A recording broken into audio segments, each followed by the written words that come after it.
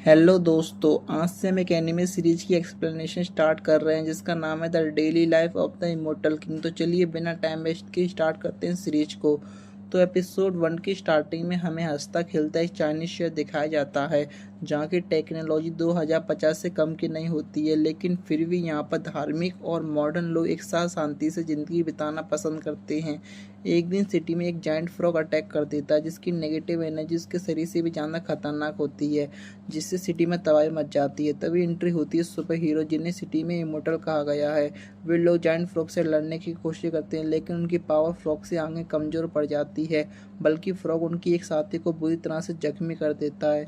दूसरी तरफ हमें एक छोटा बच्चा दिखाया जाता है। उसे बाहर क्या हो रहा है उससे कोई लेना देना नहीं होता। वो मस्त होकर शॉप में नूडल्स का पैकेट लेता है और उसमें मसाला डालकर खाने लगता है। तभी हीरोज में से एक जिसका नाम जियो, वो बच्चे को खतरे के बारे में वार्न करने की कोशिश करता है, लेकिन उसकी आवाज़ बच्चे तक नहीं पहुंच रही थी। जिसके बाद वह फ्रॉग के हमले से बचते हुए बच्चे को साइड में लेकर आता है और उसे घर जाने को कहता है। उसके बाद जू फ्रॉग से लड़ने जाता है। तभी सीन कट हो जाता है और हमें बताया जाता है कि जू ने अकेले उस फ्रॉग को हरा दिया, जिसके कारण चाइना की एक मशहूर यूनिवर्सिटी के बाहर उसका एक स्टैचू भी बनाया गया है। फिर सीन पूरी तरह शिफ्ट हो जाता है वांगा की तरफ, जिसका कॉलेज में पहला दिन होता है। तो कुछ सीनियर उसे बुली कर रहे होते हैं। तभी अचानक उन लोगों के बीच धमाका होता है, जो कि एक बेहद खूबसूरत लड़की जिसका नाम सुन है उसने किया होता है। उसका भी कॉलेज में पहला दिन होता है। उससे डर कर सीनियर भी वहाँ से भाग जाते हैं। आगे सुन वॉन से फ्रेंडशिप करने के लिए अपना हाथ आगे बढ़ाने लगती है, लेकिन वॉन ठहरा सख्त लौंडा।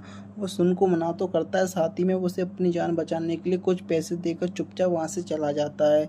यह देखकर सुन की आंखें बड़ी हो जाती हैं, यह सोचकर कि कल के आए लड़के ने उसका पोपट बना दिया। जिसके बाद हम सभी स्टूडेंट को एक बड़े से हॉल के सामने देखते हैं। दरअसल यहाँ पर डिसाइड किया जाता है कि फ्रेशर स्टूडेंट किस क्लास में जाएंगे, क्लास ऑर्डिनरी या क्लास एलाइट, और इस चीज़ को डिसाइड किया जाता है ये फ्रॉग की स्पिरिचुअल फोर्स पर हिट करके। दोस्तों यहाँ पर मैं आपको बताता चलूँ कि यहाँ उसी जायंट फ्रॉग का स्पिरिचुअल फोर्स है जिसे हमने सीरीज की स्टार्टिंग में इमोर्टल हीरो के साथ लड़ते हुए देखा था। उसे इसी कैंपस में कैद करके रखा हुआ है। अब सभी स्टूडेंट एक एक करके फ्रॉग पर अपनी स्पिरिचुअल फोर्स हिट करने लगते हैं, जिसके कारण कुछ स्टूडेंट ऑर्डिनरी क्लास में जाते हैं और कुछ क्लास एलाइट में। और जब यह सब हो रहा था तभी जायंट फ्रॉग ऑडियंस को बताता है कि पिछले 10 सालों से कॉलेज वाले फ्रेशर की पावर को जानने के लिए उसे ही यूज करते आ रहे हैं, जिस दौरान हर एक मौके से फ्रॉग मारने वाली स्पिरिचुअल फोर्स में से थोड़ी फोर्स चुरा लिया करता था। और इस साल उसके पास इतनी स्पिरिचुअल फोर्स आ जाएगी कि वह अपने आप को कैसे छुड़ा सकेगा। इसके बाद सुन अपने पावर को टेस्ट करने के लिए अंदर जाती है और वह सभी लोगों को अपनी पावर का नमूना दिखाते हुए फ्रॉग को इतनी जोर से हिट करती है कि फ्रॉग कुछ कदम पीछे चला जाता है। इसे देखकर मिस्टर विंग जो सभी स्टूडेंट पर नज़र रख रहे थे वो भी हैरान हो जाते हैं और सुन क्लास एलाइट में सेलेक्ट हो जाती है। इसके बाद वॉन की बारी आती है। वो अंदर जाते ही सोचता है कि ऑर्डिनरी क्लास में सेलेक्ट होने के लिए उसे सिर्फ 400 पॉइंट्स कलेक्ट करने होंगे। और फिर जैसे ही वह फ्रॉग को हिट करने के लिए अंदर जाता है तब फ्रॉग उसे देखकर डर जाता है और कहता है कि ये यहाँ पर कैसे आए। तभी हमें फ्लैशबैक दिखाया जाता है जब जू जायंट फ्रॉग को लड़ने के लिए जा रहा था, तभी फ्रॉग उसे एक ही झटके में मारकर दूसरी तरफ फेंक दिया था। तभी वहाँ पर एक बच्चा आता है और जो अपने नूडल्स का पैकेट लेने के लिए एक ही किक में जायंट फ्रॉग को मार गिराता है, और वह बच्चा और कोई नहीं बल्कि वॉन था। इसीलिए प्रेजेंट में वॉन को देखकर जायंट फ्रॉग की फट रही है, क्योंकि उसकी स्पिरिचुअल फोर्स बाकी स्टूडेंट से काफ़ी ज़्यादा हाई होती है। आगे वॉन जायंट फ्रॉग को काफ़ी हल्के से मुक्का मारता है, लेकिन उसके इतने हल्के मुक्के से भी फ्रॉग की हालत ख़राब हो जाती है। वह अपनी जगह पर पलट गया था। इसे देखकर बाहर खड़े सभी लोग स्टूडेंट हैरान रह जाते हैं कि जिस लड़के के बारे में हम लोग सोच रहे थे कि वो काफ़ी वीक है, उसने एक ही मुक्के में जायंट फ्रॉग की स्पिरिचुअल फोर्स को ख़त्म कर दिया। यह देखकर सुन काफ़ी हैरान हो जाती है। इसके बाद मिस्टर विन को भी क्लास लाइट में डाल दिया जाता है।